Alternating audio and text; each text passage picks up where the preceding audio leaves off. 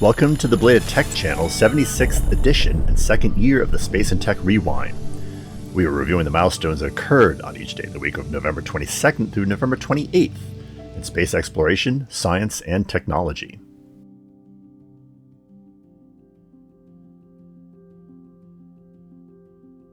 November 22nd, 1983. Many viewers may be surprised to learn that the last wringer washer made in the US was built not in the 1930s, but actually a lot closer to the 21st century on this date. It was the Master Model E built by the Maytag company, making Maytag the last US company to make hand-operated washers. The Model E was introduced in 1939. Fred Maytag founded his eponymous company in 1893, when he joined three other men in Newton, Iowa to manufacture farm implements. They began to manufacture domestic appliances in order to backfill sales during seasonal low activity in the agricultural industry. Maytag's first washing machine product was the Pastime hand-powered wood tub. In 1988, Maytag bought Hoover, which we covered in Tool Crib 1, formerly Episode 7. Whirlpool Corporation in turn purchased Maytag in 2006. In 2021, Maytag only exists as a brand.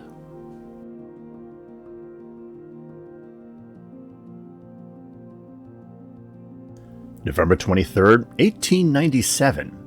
A U.S. patent was issued on this date for the mechanical pencil sharpener to its black American inventor, John Lee Love of Massachusetts. The sharpener was used by inserting a pencil into an opening and rotating a hand crank on the side of the case. Internal gears turn a pencil sharpener blade around the inserted pencil.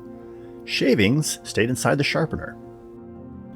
2 years earlier, Love had previously received a patent for his invention of a plasterer's hawk, which is a flat board about 18 inches square with a handle underneath, used to carry a small amount of plaster material being worked onto a wall face.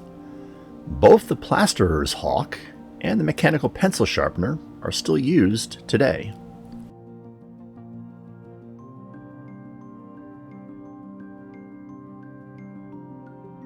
November 24th, 1859.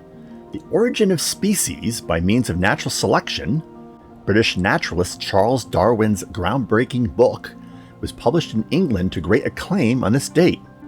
Darwin detailed the scientific evidence he had collected since his voyage on the Beagle in the 1830s. He presented his idea that the species are the result of a gradual biological evolution in which nature encourages, through natural selection, the propagation of those species best suited to their environments. Darwin had been prompted to publish at this time by Charles Lyell, who advised him that Alfred Russel Wallace, a naturalist working in Borneo, was approaching the same conclusions. Lyell believed Darwin should publish without further delay to establish priority. As one would imagine, Darwin's book caused a firestorm that was little abated by 1925, when a trial over the teaching of evolution, which was illegal in the U.S. state of Tennessee, was held to bring attention to the conflict between evolution and creationism. Creationism refers to Judeo-Christian canon that says the Earth, and hence mankind, was created only 6,000 years ago. Teacher John Scopes was convicted of a misdemeanor and fined $100. The conviction was upheld by the Tennessee Supreme Court, but the fine was overturned on a technicality. In 1968, the U.S. Supreme Court held that bans based on religious grounds were unconstitutional, effectively opening the door to both creationist and evolution teaching. We covered the beginnings of Earth in Milestones 137. Want to know how to navigate our channel content? We refer to tech documentary segments as episodes. Coverage of current events in space exploration, science, and technology are labeled as shorts. Space and tech history are documented in an anthology called Milestones. Gameplay recordings can be discovered on the Belated Tech Gaming channel in videos called Walkthroughs and Side Missions. Reviews of tools and equipment hail from the Tool Crib, and reviews of small electronics and appliances arrive by way of the Radio Shed. Looking for a specific video on our channel that we may have mentioned in one of our other videos? Links to those episodes can be found in the description section below. Also, we have begun labeling our video titles with numbers, such as M105 for Milestones 105, or S49 for Short 49, so viewers can perform a title search. Finally, you can peruse our entire 300-plus video library by looking at our playlists, which conveniently sort videos by subject.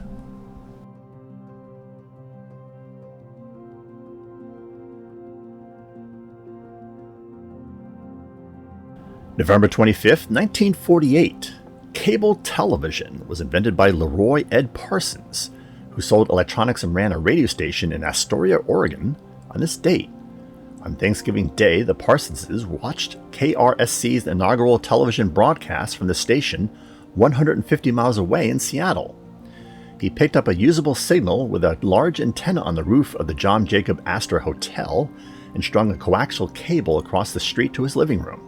He placed a TV in the hotel lobby and a TV in a store window. As soon as the residents of Astoria saw Parsons' cable-fed televisions, they clamored for the service. Parsons obliged and strung up cables from a community antenna on Coxcomb Hill, which was completed February of 1949. He later moved to Alaska in 1953, and by 1967 had installed that state's first cable system in Barrow, Alaska. We covered the coin-operated television, another precursor to the modern streaming television services, in Milestones 141.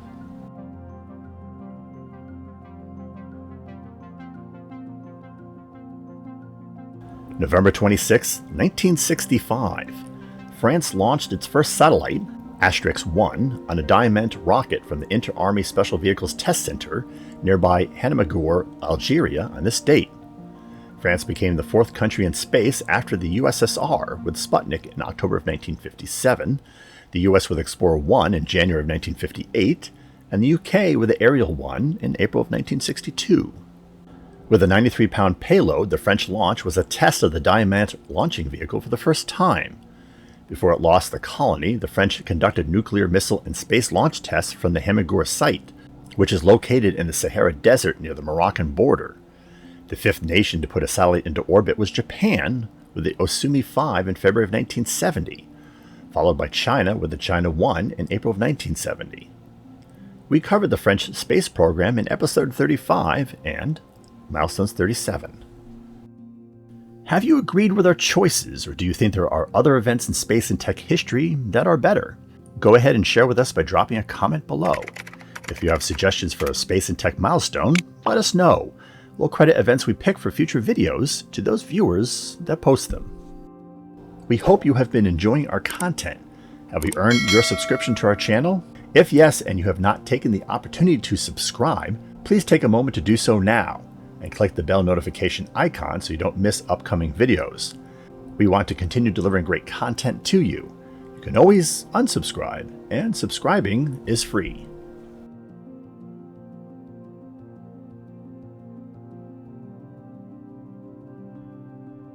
November 27th, 1895.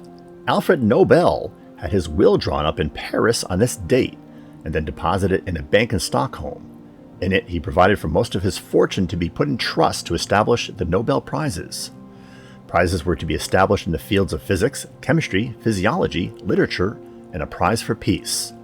He died a year later, December 10th of 1896, of a cerebral hemorrhage at his villa in San Remo, Italy, leaving this surprise at the opening of his will.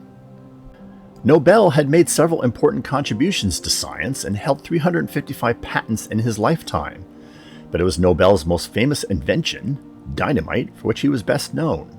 The explosive was patented in 1867 and was soon used worldwide for mining and infrastructure development.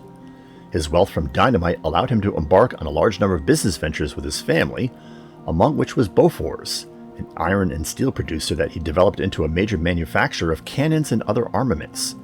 After reading an erroneous obituary condemning him as a war profiteer, Nobel was inspired to bequeath his fortune for prizes that would recognize those who, quote, confer the greatest benefit to humankind.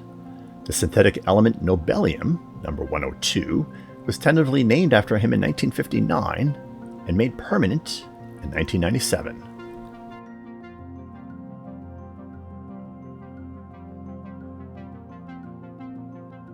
November 28, 1969. The NASA Launch Operations Center at the Atlantic Missile Range Launch Complex at Cape Canaveral, Florida, was renamed the Kennedy Space Center on this date. This was in honor of the late President John F. Kennedy, who was assassinated November 22, 1963.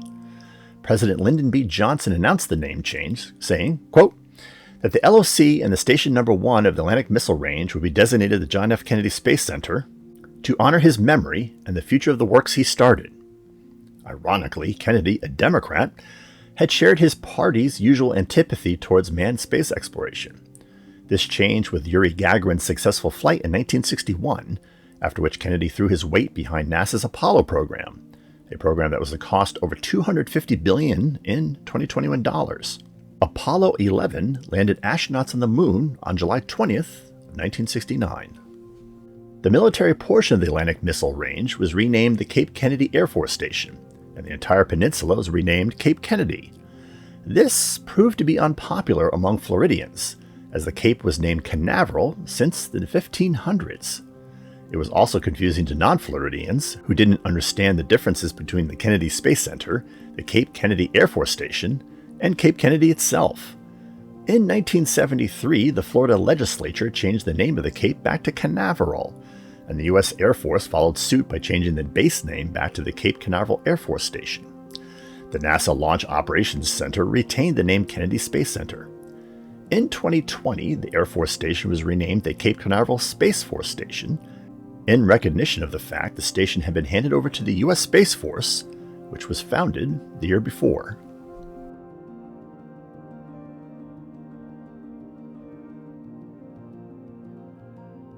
On November 2, 2021, former Carlyle Group co-CEO Glenn Youngkin was elected governor of Virginia. Youngkin, a Republican, defeated former Democratic Virginia Governor Terry McAuliffe.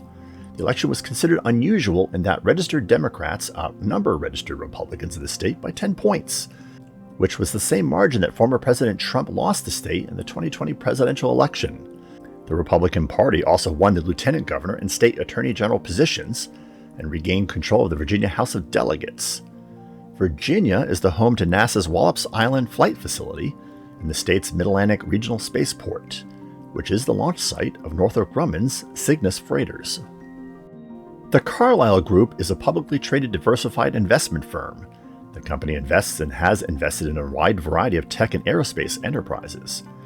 Typically, like most private equity firms, Carlyle buys distressed or undervalued operations, recapitalizes them, and bundles them together for resale at a premium. The practice often involves layoffs, offshoring, and raising prices on customers, activities that understandably alienate many.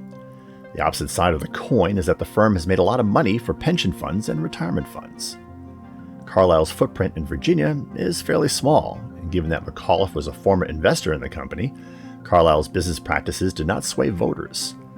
Youngkin retired from Carlyle in 2020, although he still holds a 1.9% stake in the firm.